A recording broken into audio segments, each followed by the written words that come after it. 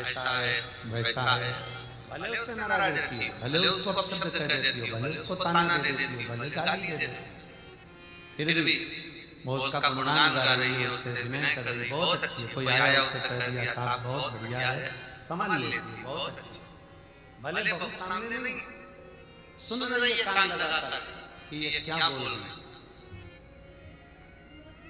कभी कभी बहू के सामने भी साथ दे देती है, मेरी बहू ऐसी है, सब संभालती है, ऐसा करती है, वैसा करती है, तो बहू का भी गर्व से हृदय। शिव भी स्वयं की कथा सुना,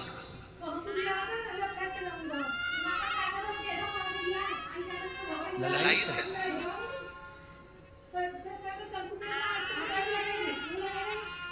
भगवान शंकर के गले में पड़ा हुआ वासुकी नाग भी शंकर की कथा सुनने के लिए तरसा।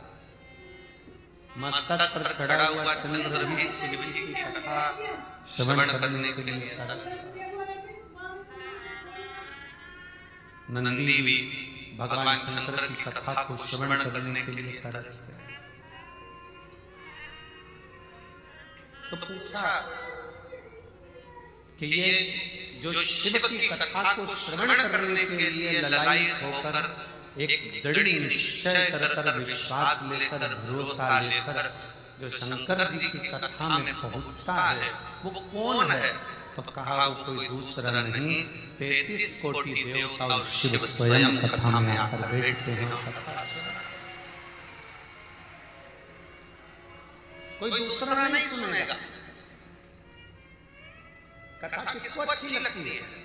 जिसके हृदय में शिव बसता, शंकर बसता। कथा किसको श्रेष्ठ लगती है? जिसके हृदय में शंकर भगवान स्वयं बसे।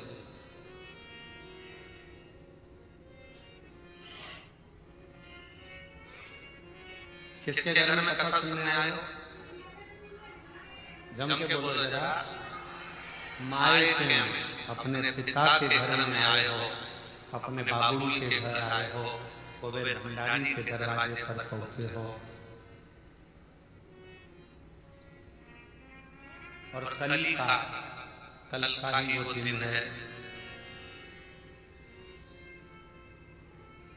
जिस दिन ये सारे रुद्राक्ष कल की रात्रि में दिन में बाबा की कृपा से एक आनंद की ऊर्जा से सराबोर हो जाते हैं। वो फूलेरा दूध कली।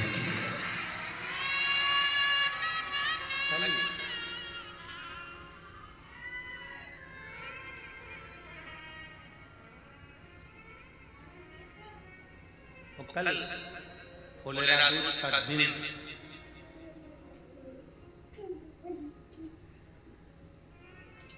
धतूरा चढ़ने का दिन, शिव की भक्ति का दिन, शिव के भजन का दिन और इस रुद्राक्ष महोत्सव का सबसे बड़ा सबसे प्रबल दिन कल का रहता है, जिसमें शंकर भगवान आनंद के साथ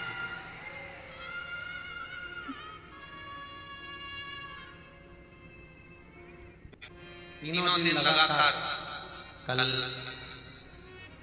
फुलेरा दूध है, परसों कथा का कौन सा दिन है? छठा। उसको क्या कहते हैं? कथा की शिवरात्रि।